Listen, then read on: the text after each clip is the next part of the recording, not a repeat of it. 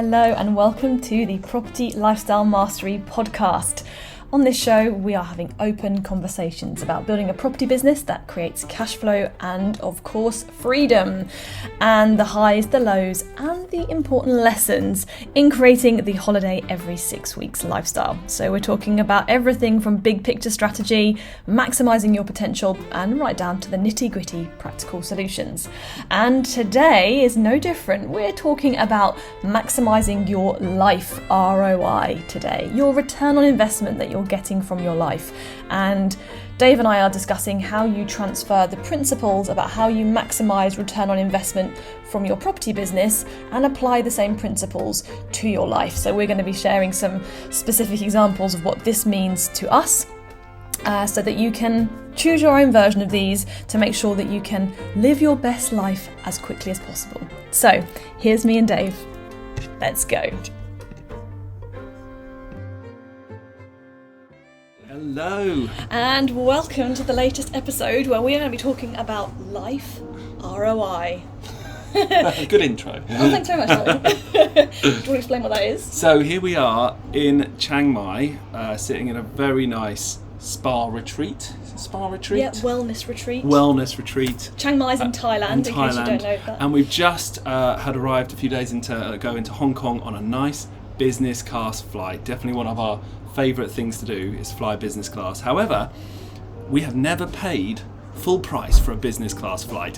And that's really what sparked this episode, because we look at our life in a really, I think, quite an individual way. We get the most out of everything we can, and we call it our life ROI, because we treat every single thing we spend, every bit of money we spend, as like, how are we going to make the most out of that money? How are we going to get the best return on that investment in terms of our life? And I think actually maybe a good place to start this episode is to talk about how we think about ROI in terms of the property investments first of all, because I'm not just specifically talking about property today. It's more about what, the outcome of property, but really it's the same approach that we have used in our lives that we have used in the business. So let's just put some context around what we mean when we talk about maximising ROI, return on investment.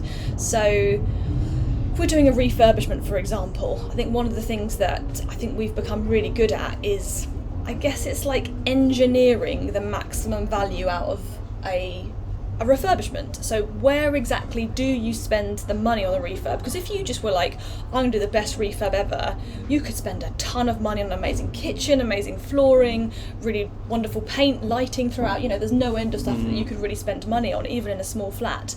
And even I remember the very first property that we did, I wouldn't have called it some fandangled name at that point, but it was, I just did a 1-bedroom flat refurb.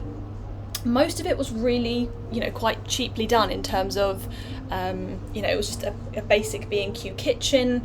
I didn't do any fandangled things in the kitchen. I didn't have any like plinth lighting or anything, It was quite simple, but what I did spend money on was I got it wasn't the very basic kitchen. I got a white gloss kitchen, which was quite vogue at the time.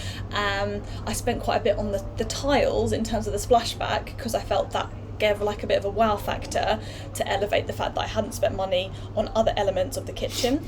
I remember we had a big conversation about getting, those like fake fireplaces. Yeah. And that looks like a fire, but really it's electric. And it was actually, it wasn't that much. It was like maybe 200 quid or something. Yeah. But that refurb was £7,500 all in. So £200 was, it was a percentage of it. Hefty chunk. It was a hefty chunk of it, and I decided to go for it because I thought it looked quite sleek and it was a bit different. So I chose to spend money on that, and I think that was kind of the beginnings of that, choosing where to put the money, where it kind of has a bit of a wow factor, which means that you can maybe spend less elsewhere because it's not so important. And I guess that was kind of where it started, but I suppose it's evolved a lot with your detailed brain that came on it over time. Well, I guess so, but for us it's always a matter of refurbs now anyway. It has evolved, is to say what's going to make sure we get the highest rent for the area, what things are a tenant looking for. So we're always looking through the eyes of the tenant, saying what is their most important factor, and therefore mean that they're going to be happy to spend the highest on the rent.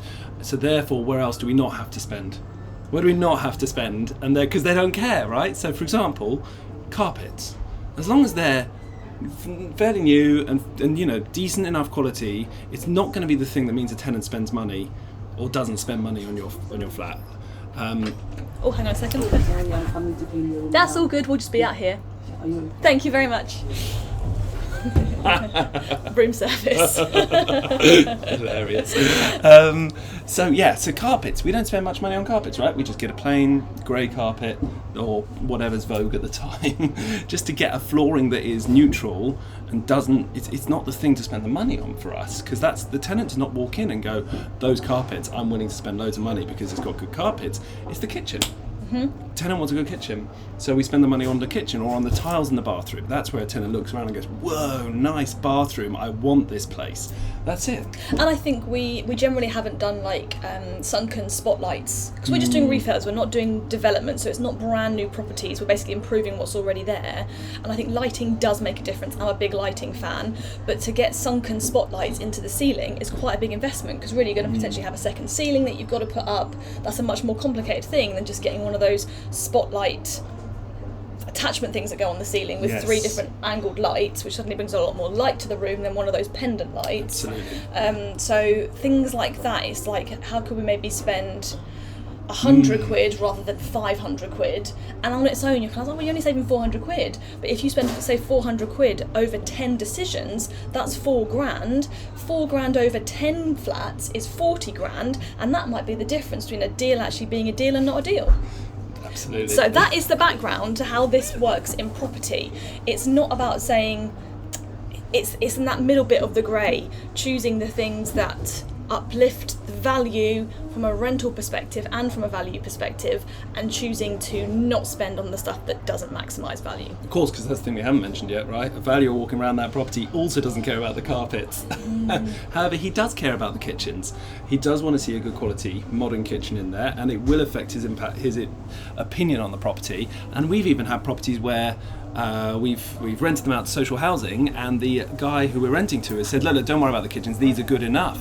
And I've had to say, no, unfortunately, we have to do these kitchens because we need the value to uplift, right? So it's we know that decision is essential to our model and making it work. But it's again, value engineering every single refurb to be the most value for the least cost. Hence that first one costing us $7.5 grand. What a refurb, well done. Thank you very much, darling. Well done on that. I wasn't involved in those decisions, really. It was yours. Skanky Jackie begins.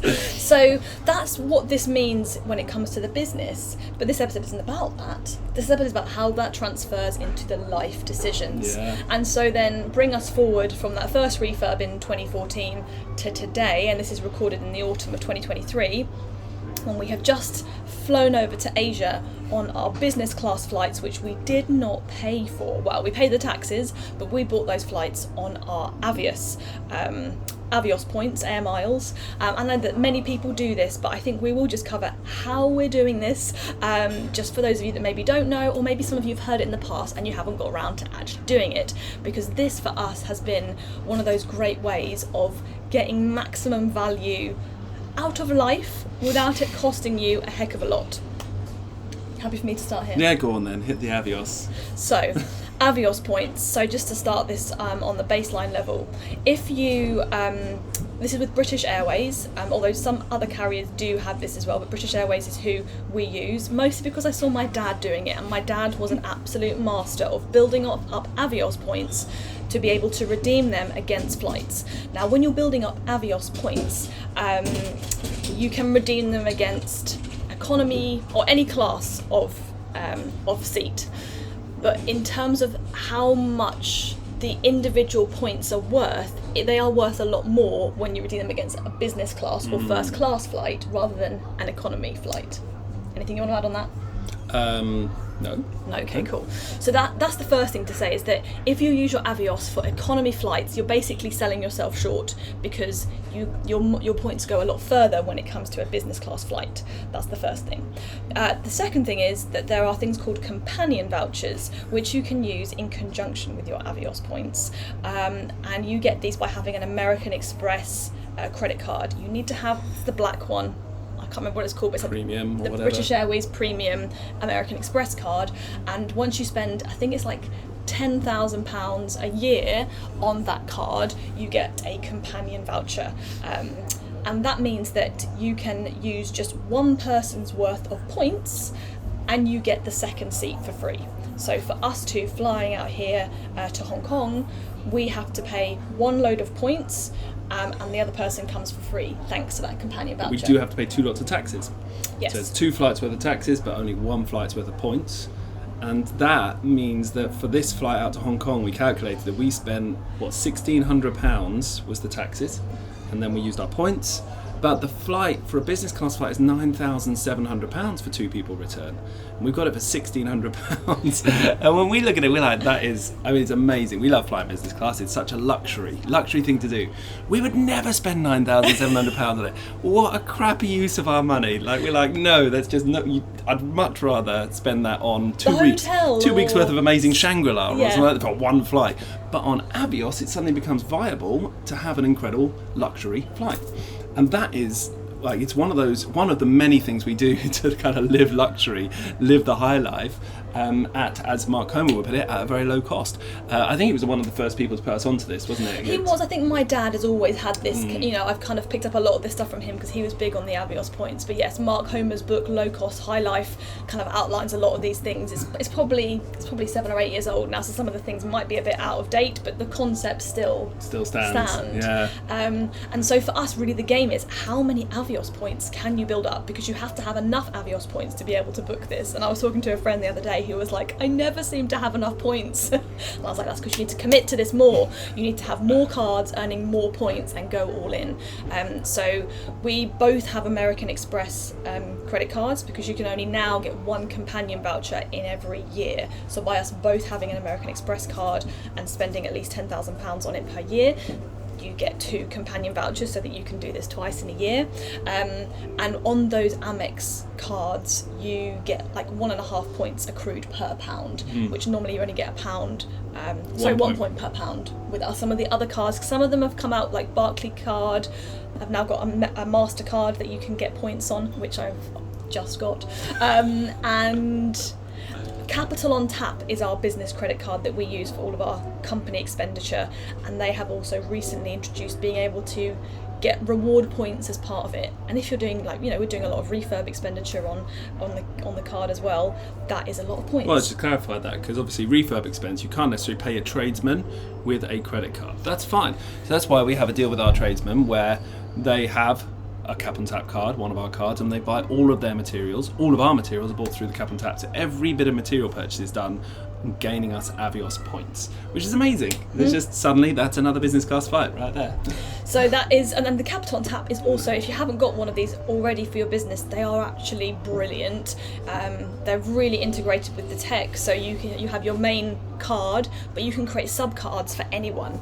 So for tradespeople, team members, they can all have their own sub cards as part of Cap on Tap, and you can control their limit.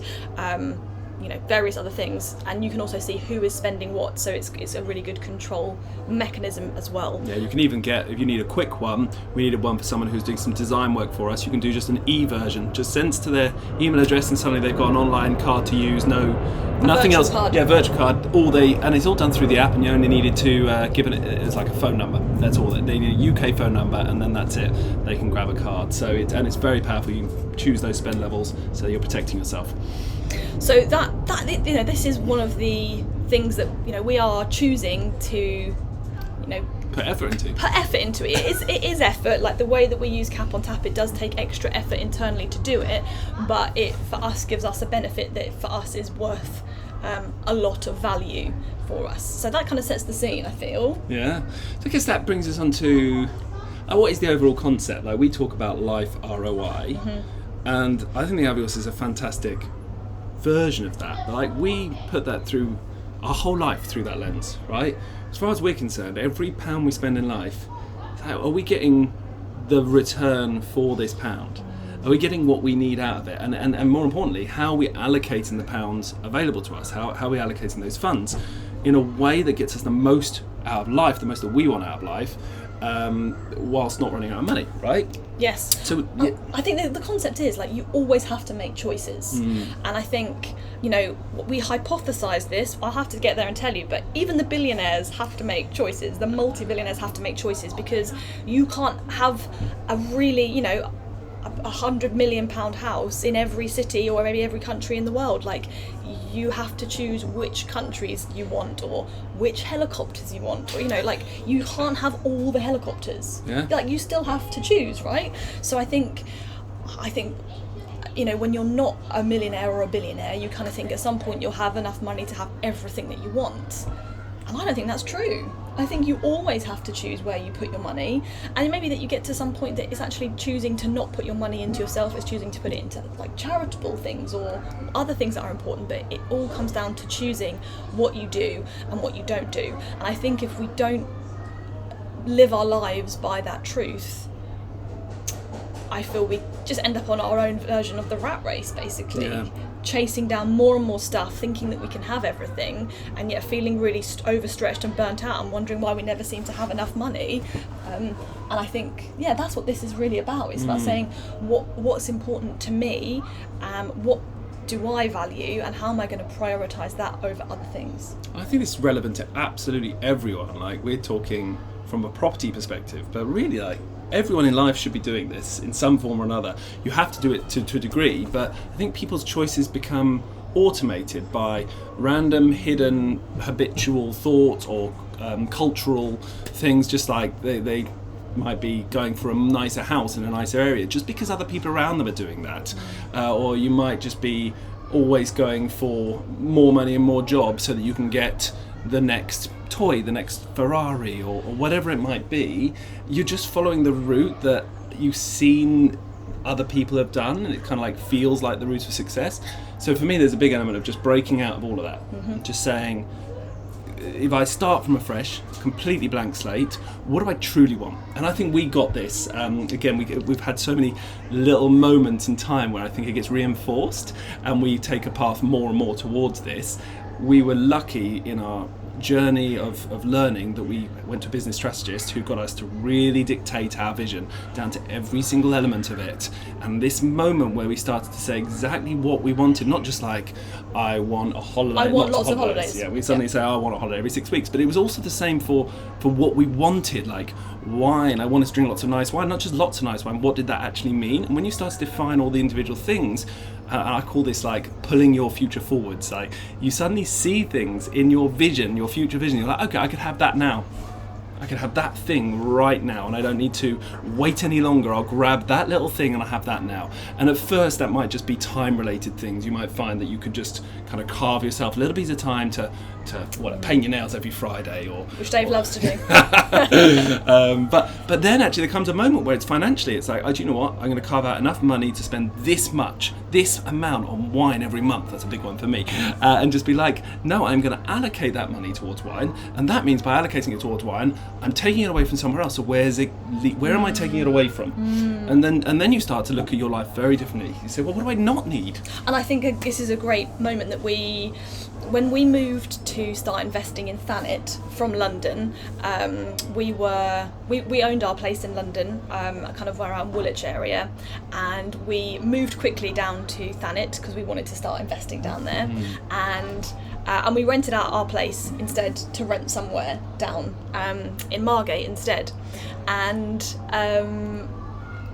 it was great. We got a reasonable rent for the property, and actually our rent in Margate was less than what we were receiving in rent on the London place. And so we were like, this is brilliant. Before we were having to pay our own mortgage, but now we're actually getting our rent paid for.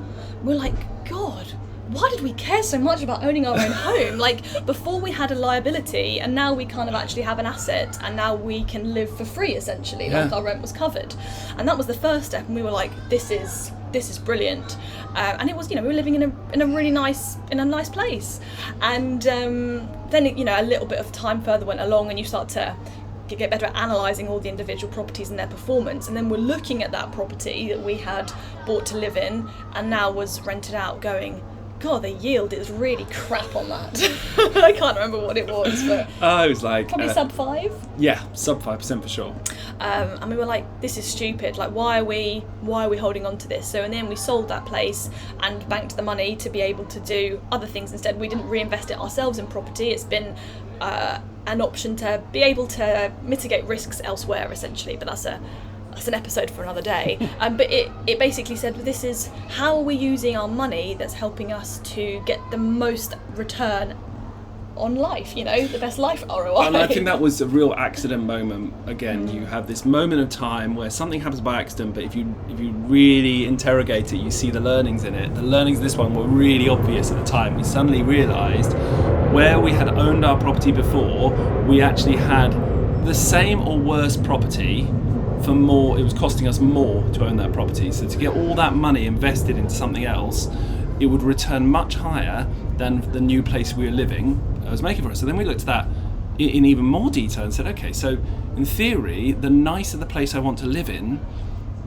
if I buy it, the worse my money's returning. Literally, like I want a really nice house somewhere, not just like somewhere in the middle of Margate. If I want a really nice house somewhere, I'm going to literally have to shove money in, and that money, in theory, if I was to put it elsewhere, could be returning at, say, 10%, 15%, whatever you want. But if instead I were to rent that property rather than own it, I can literally make that money work for me and get a much nicer place for the money available. And I think also, it's a kind of a side point, but the restrictions in terms of mortgage lending on your own home in the UK, particularly when you're a business owner and you are being strategic from a tax perspective, tax strategy and maximising your mortgage borrowing potential in your personal name do not work together. So you have one or the other, and we know people who have taken on massive tax liabilities in order to be able to get a good mortgage. So really, again, that's not a very good, in my opinion, life ROI.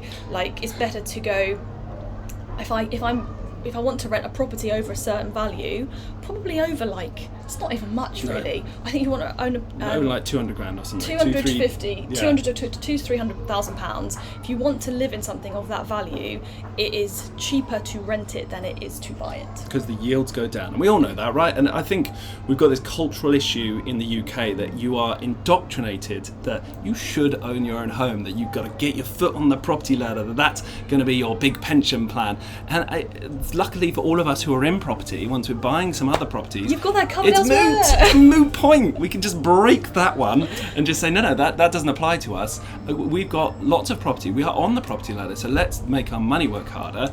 And yeah, the higher the value of the property, the lower the yield on the property. Therefore, the more value you're getting by renting it rather than owning it and utilising that money elsewhere.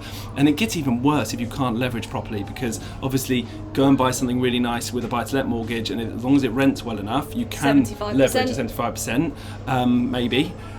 But you might not be able to get that much money based on your income because of tax efficiencies. Maybe a £1 million house, you might be able to only get £500,000 mortgage. Yeah, you might be at 40-50% loan to value, which means you're stockpiling even more money into that asset, and that means that money is returning even worse. And I guess the way to do the calculation would be to say, say I've got £500,000 parked in this property that I own, and how basically you then go, how much could I rent a property of the equivalent value for? I'm trying to remember I can't think of the calculation that we reverse engineered to get to I can't quite remember it either.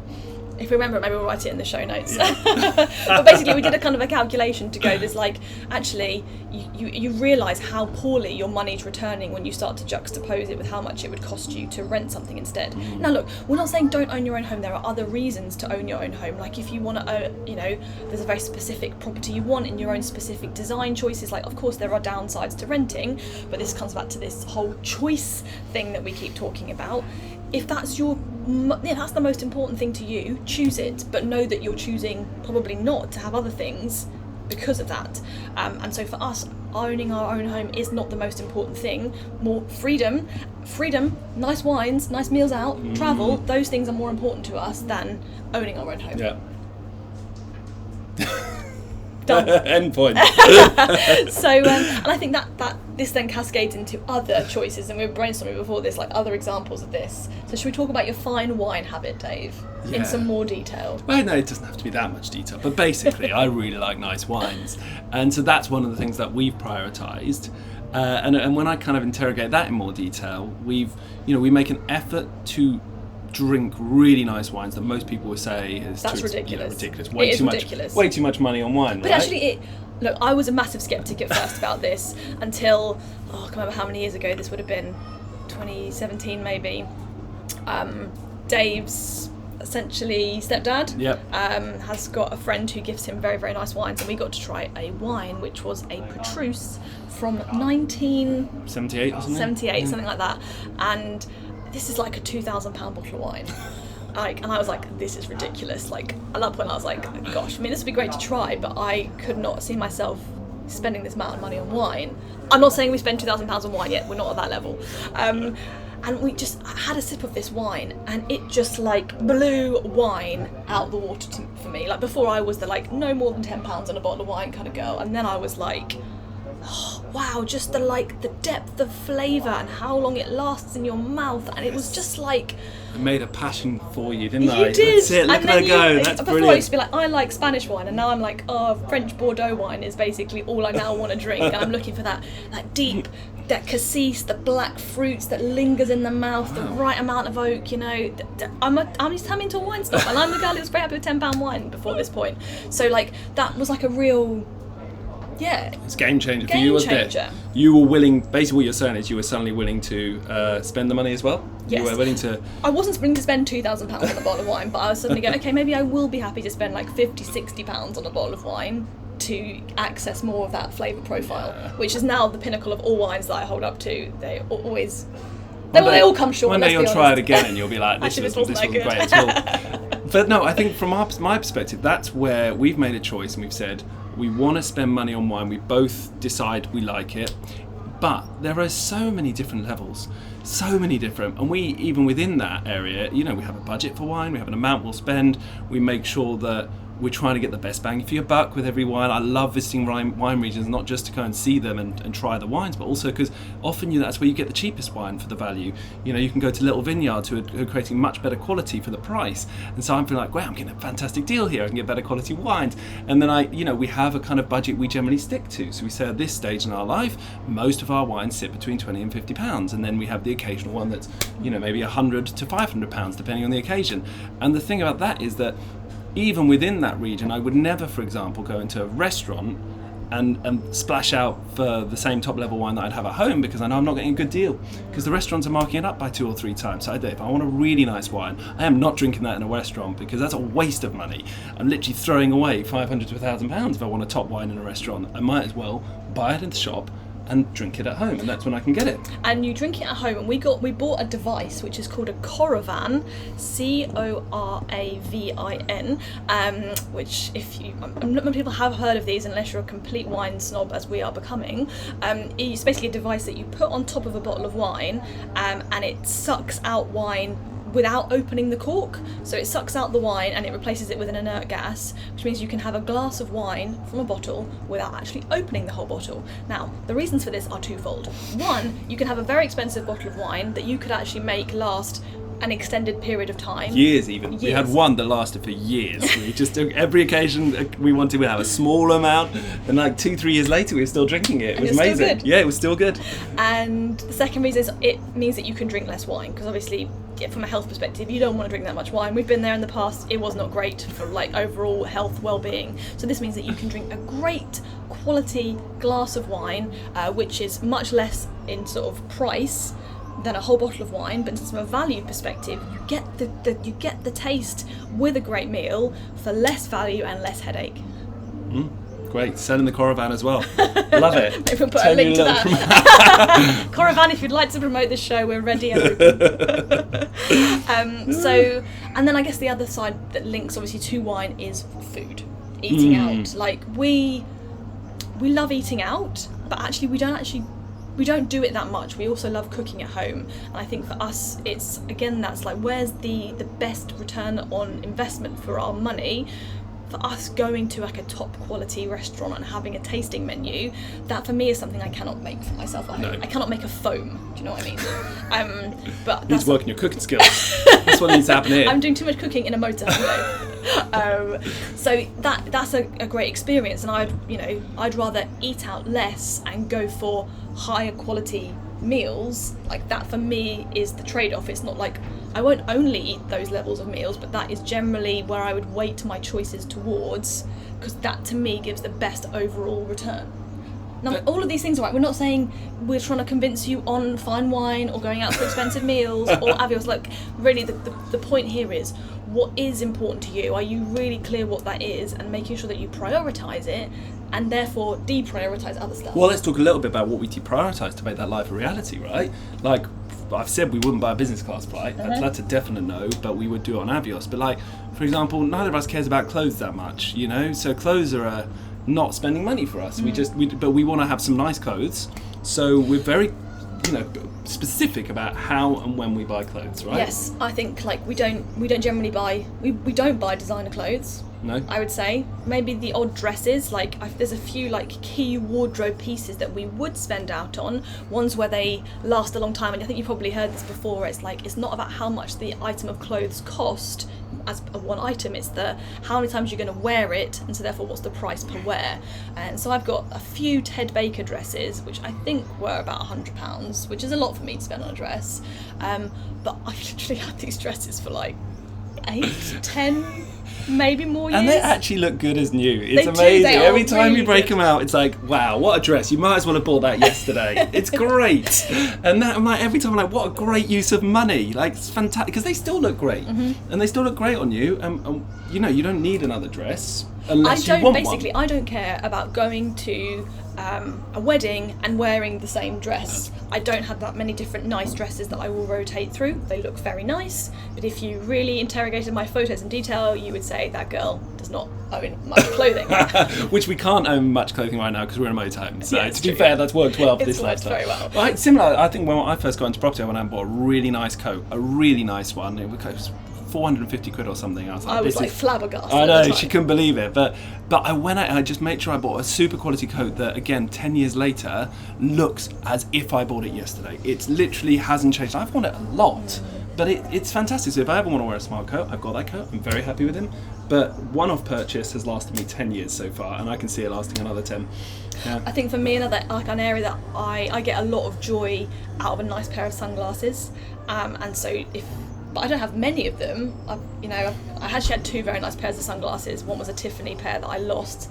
I'm still mourning and trying to pluck up the value within to buy again. But yeah, like those are. I wear them all the time, and yes, an individual item for me that's quite an expense, but over time they get a lot of use. So I think we've got those like key items which are more expensive but get a lot of use. So in terms of like a price per wear, they're actually quite low. And then the other stuff, like we don't really spend money on clothes. We went to the night market in Chiang Mai last night and I had an absolute field day for 75 quid. So, and even there we are like, should I buy yes. this? It's a £4 shirt that looks really nice, but I'm just not sure I'm going to wear it enough. It was in Thai baht though, because it was like the shirt was how much, we weren't sure if it looked good enough to be worth buying it, and we were like, how much is it? It said 250 baht, and I couldn't figure out the exchange rate, and I was like, oh, that's quite expensive for that. I'm not sure it's worth it. And so I had to ask you how much was £4 or something, and I was like, okay, yeah, no, I think we should just buy it. But that mentality runs through everything we do, and I think that's one of the ways we've gotten to a lifestyle which is really fantastic, but without actually having to have, along the way, massive finances to back it up.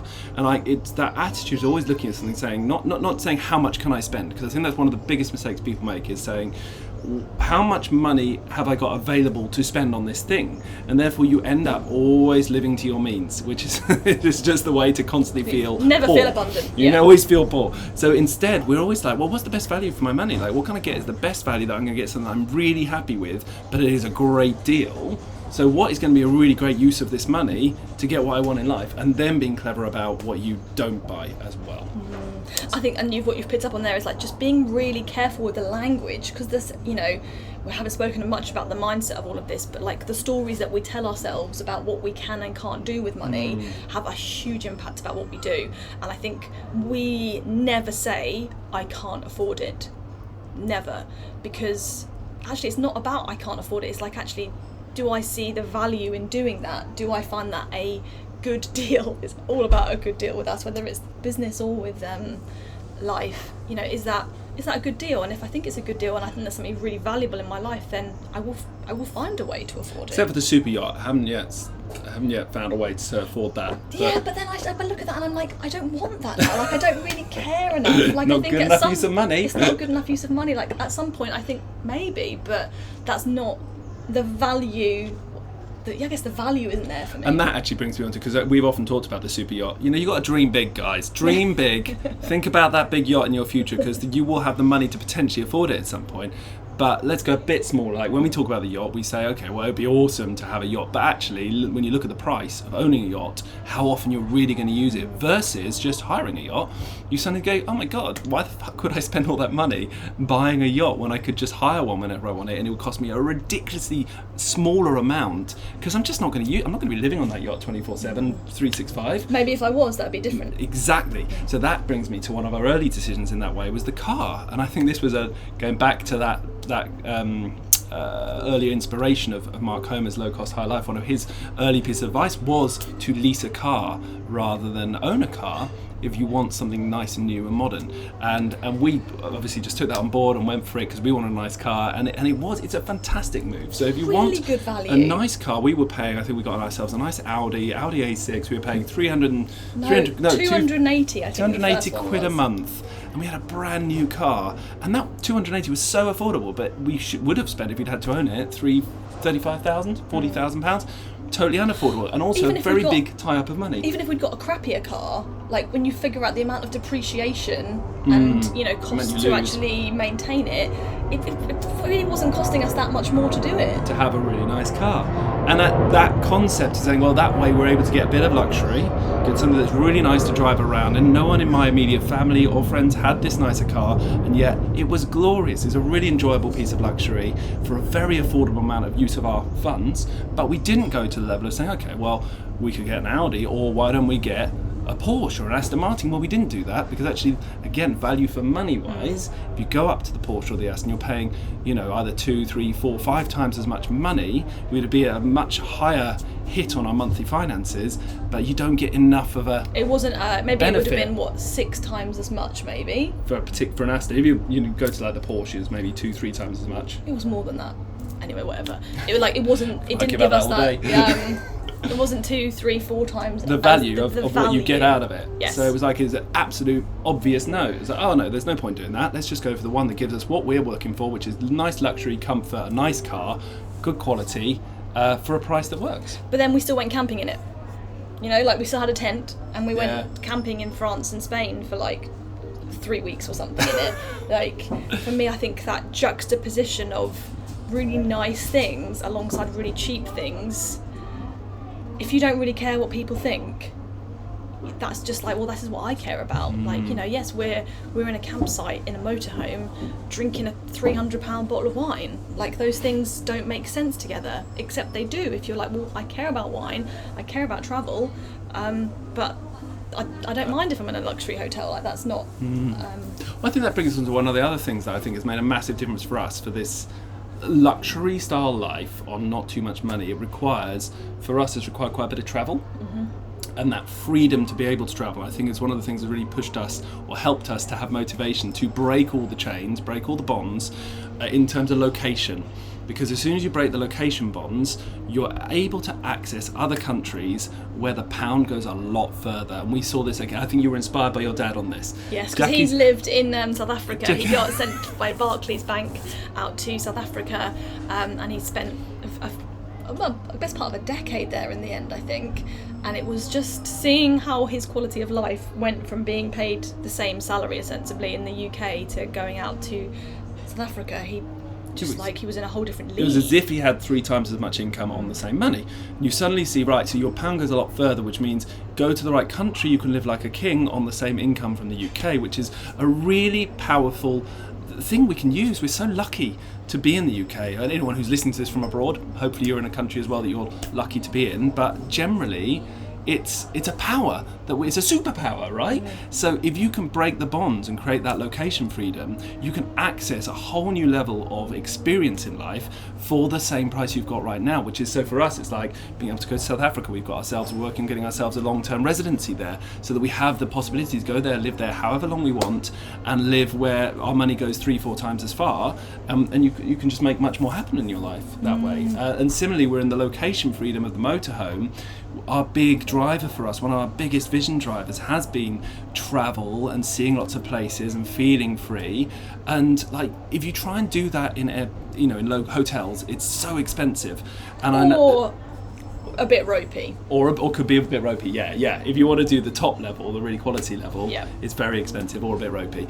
And actually, it's just an expensive endeavour to travel, except if you're in a motorhome. And like, by breaking those bonds of location freedom and creating a completely free lifestyle, we're able to access the travel life 100% whenever we want, at a price that is cheaper than living in, a static rental accommodation in the UK, which is insane, right? Yeah, it is. And it means things like, for example, doing a ski season, it's comparatively expensive to go skiing for a week or 2 weeks, but suddenly if you go away for a season, you can get a season pass, which means your price of your lift pass is less, the accommodation is less, and actually you can have a whole lot more skiing for comparatively not that much more than going skiing for a few weeks in the season. So I guess that for us, that we're focusing more on location freedom at first opened up more doors to have more possibility of this value engineering with life ROI. And I'd say another thing, it's not just the location freedom, the mind freedom. I know it's a bit of a weird way to put it, but the amount of people I've spoken to where I say the type of lifestyle we have, explain the kinds of things we've been up to, and they're like, oh my God, I'd love to have that, but for me, I can't because of A, B, C. It doesn't matter what it is, there's always a but. I can't have that because, and they have a story in their mind that chains them to their current reality. And I think we've managed to literally make it so that there's never a but for us. It's like, oh, I want that. How? How can I do that? When will I have that? It's never but, right? No. And I think when you hear someone say but, you know immediately that they've basically self-sabotaged. They've created a set future for themselves that will never have the true possible experience they could have. I just find it incredible how many people say, travelling around in a motorhome is my dream. You're living my dream. I have to be honest with you, it was not. It was a fun thing that I thought would be nice to do at some point, but it was not my dream. And yet we're the ones doing it when there are so many other people who it is the dream. And it's dirt cheap. Like, you can, if you're happy to go wild camping, you could easily get a van for like 30, 40 grand, sell your house that's probably worth 200 grand or more, buy a motorhome, have loads of money in the bank, get it returning for you, and you can go spend a year or two just driving around. And if you're not going to be fussy about buying nice wine, fancy restaurants, you could easily do it for like 1,500 quid a month, including the rental of including the payments on your motorhome. It's just like that. There's no reason to not do it except the reasons that people create. And can I say that I think one of the biggest reasons that people create, which we don't have experience of, is children. Yep. So what I would say to anyone... That might be the only reason I end up having children, is just to be like, this is not the reason that we have this. Well, I would say for sure, when you're travelling in a motorhome, right, you meet a lot of other motorhomes. That is true. And I have met quite a few motorhomes with children with no problems whatsoever, and they do it a lot, and they do it to a level that they're happy with, but they've managed to break that constriction, that restriction they've put on themselves, and they said, I'm doing this, and they're just doing it, and they're doing it with kids, and they're making it work. So we saw a family park up next to us, and there was like literally 4 kids in there. It was a lovely motorhome, and 4 of them came out, and they were just travelling like full time. They were like homeschooling their kids. It's like, yeah, it's a compromise, it's a choice. You don't get other stuff, but you get other stuff instead. So yes, you're right. Let's use other people as the example. Yeah. So what I would say with anyone listening to this is never say, but that's not, that's something I can't have that because. Never allow yourself to say that. Always, if you see something you like and you want, the question is, how can I have that? Can I have that? How do I get that for the right value that I can afford? It's just always a problem to be solved. And as you start thinking like that, you start solving problems. And the more and more you do solve the problems, you start having it, the easier it becomes to next time say, how can I have that? And never allow a restriction to come in, right? And the last thing I would probably say on this is, this all sounds very nice, like, you know, having all this freedom, you know, choosing where you put your money for life ROI. That's not how it started. It started with a lot of frugality, and not having basically anything, and saying that the most important thing to me is creating that freedom, but knowing that that freedom didn't come, first of all, you know, the first at least two years or more, just really, really careful with money. I stopped going out, I stopped going on holiday, saved money on everything that I possibly could, because actually the most important thing for me from a value perspective was to start in property. So I think that's an important thing. Like, what was it that we were saying yesterday? It doesn't have to be hard work, but you do have to do the work to get to that point. So depending where you're kind of at on that journey in property, you'll just have to just adjust these lessons to get you to this point. Because if you're right at the very beginning listening to this, you know, focusing on how you're going to, you know, maximise your Avios spend is probably not the best use of your time. Probably focusing on how you can get your money working as hard as possible to get you started in property is more important. Yeah. Anything else you'd add on that? No, I think it's just that understanding that the same concepts hold true all the way through. You're still going to be thinking, how do I make my money work harder? How do I get the most out of it? And what is really important to me? All those concepts hold true. It's just the earlier days, you're not there yet. You don't necessarily have the thing that you're ready to have. But with the right approach, you start getting the luxuries much sooner. I think that was the big thing for us. Yes, you were frugal for a couple of years. Yes, we had to, you know, put in the work, but we also started getting little luxuries very, you know, as soon as there was money, we were able to allocate it to the right things and get a lot more luxury much sooner. But you're right, and that luxury for us at first was like, let's be able to go on holiday for 3 weeks. Exactly. In our nice car, but with our tent. Yeah. Or we went to Thailand in 2015, and this is the first time we've been to Thailand since then. And in 2015 we were staying in not hostels but like cheap hotels, like £30-40 a night, I think. We were finding, like, there's restaurants that we found this time that we were like, I'm sure this wasn't here before. I'm pretty sure it was here before, but it just wasn't in our ballpark of being able to even consider it. We were eating at like the cheap street food places and, you know, spending like £10-20 on dinner. And, you know, this time around, we just went out and spent £200 on a tasting menu when we were in Hong Kong. Like, that wouldn't have been on our radar. No, true. Before. But it was all the same things. We were still putting our money towards travel, putting our money towards food, putting our money towards drink. Those were the experiences we wanted. It was just within a different budget. So there you go. What is important to you, and focus on getting the maximum life ROI for you. Thank you so much for joining us. Dave and I really enjoyed recording that from our little snug chair in Chiang Mai. So I hope you enjoyed listening to it too. If you are enjoying the show, we would really love to hear from you. If you're enjoying the show, please write us a review on whatever platform you're listening on. Or if you want to connect with us directly, the best place to go to first is our website, which is property-strategy.com. All of our social media links are on there, and you can send us a direct message too. We would love to hear from you. So for now, we wish you a fantastic week ahead, focusing on how you can get the maximum ROI from your life as well as your business, and we will see you the same time next week. Have a fantastic week ahead.